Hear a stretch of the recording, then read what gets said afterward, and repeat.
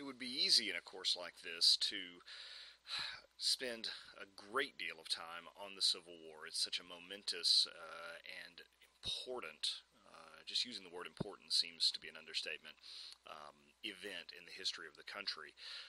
We can't spend an entire course on the Civil War, but I do want to raise a few things that I think are particularly relevant to the literature, what happened to literature in the United States before, during, after the war, and also talk a little bit about the war itself. Again, don't want to do a complete recap of the history of the war. You could go and write books on it. Many have done that already. But there were several catalysts that led up to the Civil War. Naturally, the big issue, and we see this in retrospect, the big issue was, of course, slavery. But it's odd that most people on both sides of the war, when it broke out, didn't really see it as a conflict over slavery. They saw it as a constitutional crisis, a crisis of political dimensions, not one of civil rights or human rights. They really saw it as a matter of whether or not the states could leave the Union, and as many historians have pointed out, southern states like South Carolina, the first one to secede, probably never would have entered the Union had it not been for the notion that they thought they could get out of it at the end, like they did with the Articles of Confederation, that these kinds of things can be joined and they can also be left. But there were several catalysts that really led to the war. One was, of course, the failure of the Missouri Compromise. There was a Missouri Compromise of 1820, but also the Second Missouri Compromise of 1850. That Second Missouri Compromise, the idea that we're going to limit slavery in the new states, the new territories coming forward, to an area below a particular latitude. That failed, and it failed for a variety of different reasons. But you have to understand that the question of slavery was, of course, one that came up during the Revolution. It was not settled with the establishment of the new nation, and it was sort of kicked down the road as an issue politically for the expediency necessary for forming the Union. But the thing that kept bringing slavery back to the forefront, sort of, if you'll pardon the analogy here, the thing that kept picking the scab off of the wound each time was every time that a state entered the Union, the question was, before the Congress, was, will it be a slave state or will it be a free state? And, of course, you had a balance of votes in the Congress between slave and free states, and it was an extremely important question. Will this be a slave state and therefore add to the power of the Southern delegation, or will it be a free state adding to the power of the Northern delegation? And, of course, the South was particularly sensitive to this because their long scenario was, we're going to eventually be outvoted, and when we are outvoted, they will not only contain slavery, but they will dismantle it, and with that will be two problems. One, the entire economic social structure of the South, which was essentially a plantation aristocracy, would be dismantled, and two, this huge question of what will we do in a country where we have citizens both black and white. Now, you and I today don't see that as something that is obviously incompatible. They, however, found it almost impossible to conceive, even most Northerners, found it almost impossible to conceive of a country that was mixed racially. They didn't know what would happen. They didn't know how would you conduct business? Would these people be able to live together? Culturally, racially, ethnically, everything is so different. They just could not envision a country that was multicultural. And so, every time a state came into the Union, the question was, will this go one way or will this go another way? How will this tip the scale of the balance between free and slave states? The Kansas-Nebraska Act comes along and really sort of scraps the Missouri Compromise. This was an act that allowed states themselves to determine their own fate with respect to free or slave. The Missouri Compromise essentially was thrown out or rendered null by the Kansas-Nebraska Act. The result of the Kansas-Nebraska Act wasn't just merely that people in different territories would then be able to vote democratically on whether whether to be free or slave. Essentially, that was a victory politically for the South. But it also meant that places like Kansas erupted into small-scale civil wars. Bloody Kansas takes place, and for almost a decade, you've got people murdering each other. You've got bands of vigilantes coming in from Missouri and Arkansas and Tennessee trying to intimidate the population into voting pro-slavery. It was just an absolute disaster.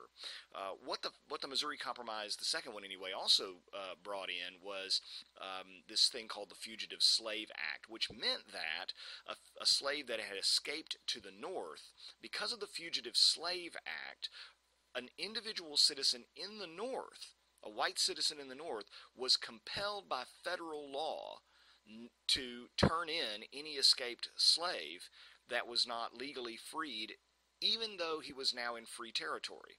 And if you were found hiding a slave, you could be arrested by a U.S. Marshal and tried for violation of federal law. This absolutely enraged abolitionists in the North, as you might imagine, but it also radicalized a lot of people who were frankly just sitting on the fence. There's good reason to believe that Ralph Waldo Emerson was fairly quiet in his early career about slavery, was not a big rabid abolitionist, but the passing of the Fugitive Slave Act in 1850 made a lot of people like Emerson and others begin to sit up and take notice and say, now the federal government has gone too far. Now the federal government has made me an accomplice in enforcing slavery, even though I live in a free state and even though I don't countenance slavery. It radicalized people. It got people in the middle, people who were moderates politically, to rethink their position on abolitionism, because that federal law made them a criminal for not helping return a slave who escaped to slavery. The big thing, politically anyway, was the Dred Scott decision in '57. And the reason that was such an important decision, a decision in which it was determined that Dred Scott, though he had escaped, would have to be returned to slavery in compliance with the Fugitive Slave Act. Here's the deal. These legislative compromises, Missouri Compromise, Kansas-Nebraska Act, Fugitive Slave Act, all this legislative stuff was getting the country nowhere. We were not resolving this through the legislative branch. We continued to elect pro-slavery presidents. Southern pro-slavery presidents were the ones getting elected prior to the war. Almost all of them were. Buchanan, all of these guys were pro-slavery. Even if they were Northern, they were at least pro-slavery or in favor of the South having the right to own slaves, in quotations.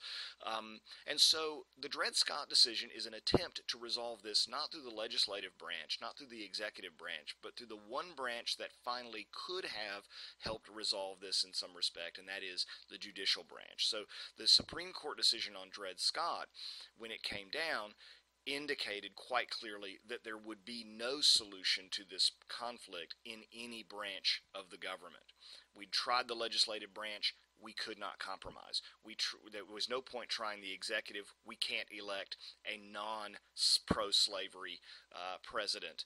And finally, now the Supreme Court has failed to render a decision that would dismantle slavery, because in it, Chief Justice Robert Taney uttered that famous line, "A black man has no rights that a white man is bound to respect."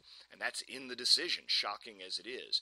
Unquestionably, the Dred Scott decision is potentially the worst Supreme Court decision in the history of the court itself. Almost all constitutional scholars say that. It was a chance, it would have been a chance to do something to break the deadlock, but it failed. And because of that, we had no other recourse except conflict. The publication of Uncle Tom's Cabin also brought about a tremendous shift in public sentiment. Now, we didn't read Uncle Tom's Cabin for the course, but we could have, but it's huge. It was quite simply the widest selling, the greatest selling text, other than the Bible, ever published by an American. Now, especially if you measure it in relative terms, if you look at how many copies were sold and how many literate adults there were in the country, and then you realize that a big chunk of those literate adults in the South would never have bought it anyway. It's almost certainly the case that something like 1 out of every 2 or 1 out of every 3 at the least, adult literate Northern whites had read that book. That is a huge amount of market penetration, if you want to put it in those terms. An enormously successful text. Never been a novel quite like it. Queen Victoria read it and cried, and it's a tremendous, very melodramatic piece. But in terms of shifting public opinion, it was amazing. When Lincoln finally met um, the author of Uncle Tom's Cabin, Harry Beecher Stowe, he's said to have uttered the words, "So you're the little woman who started this great big war." Well, I don't think I would exactly say that, but certainly it was a powerful influence. So all these things were coming to a head, and according to Shelby Foote, one of the great historians of the Civil War, he said the Civil War is an example of how we failed to do what we're always so good at, and that is compromise. Americans like to think of themselves as being highly principled, ideological people, but the fact is that our genius is in compromise, as Shelby Foote points out, and we could not find a way to compromise on it. Well, there's a really good reason for that.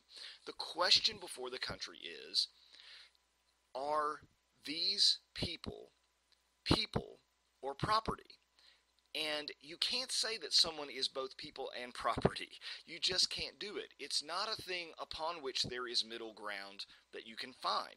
Either you believe that these are people and they are, as a result, are entitled to the same rights as everyone else, or you don't believe that. You believe that they're property, even though that's an incredibly convenient and very difficult to imagine fiction, a rationalization, if you will. And the South knew that. The South knew that if they ever recognized African Americans as citizens, as people, they'd have to recognize them as citizens. I mean, the whole premise of the country, in terms of the Declaration, the Constitution, is based on the notion that everybody, no matter who they are, and that would mean black or white or any other ethnicity, would have to be given and accorded the same rights under the Constitution. So the question was, are these people or are they property? And it seems like an odd question to us today. We say, good Lord, how could people think anything other than that they are equal with everyone else? We're all the same. We're all, we all walk, we all talk, we all read, we all feel. And yet the South clung to this notion that no, they're property. And as such, there's no compromising on that. Either you believe someone is or isn't your equal. Either you believe they are or aren't just like you. Either you believe that they are people or their property, and there's no compromising on that. So notwithstanding Shelby Foote's notion that we failed to compromise, there was no way to compromise on the issue, frankly. And when there was no legislative, executive, or judicial solution to the problem, we were headed for a big train wreck. It is the single most important political issue of the era, without question. It is what everyone talked about up to, especially the last 2 decades before the Civil War. It's why we fought the Mexican War. It's why Texas joined the Union.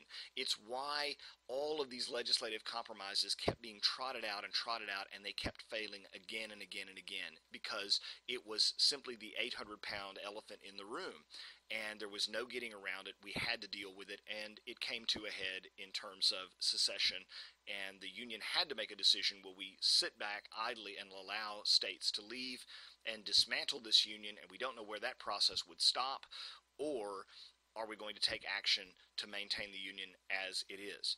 At first, again, the war starts out as an issue over whether or not states had the legal right to secede. It's only midway through the war, really, that most people begin to understand what was really underneath the question of secession, and that was, well, why are states seceding? Because they want to treat people as property, and you can't do that. So, it seems strange to us that the slavery issue brought about the war, but the first couple of years of the war, almost everybody, North and South, were in denial about why they were fighting it. Not exactly denial. They were fighting about the Union, but they were in denial about what was underneath the question of the preservation or dissolution of the Union.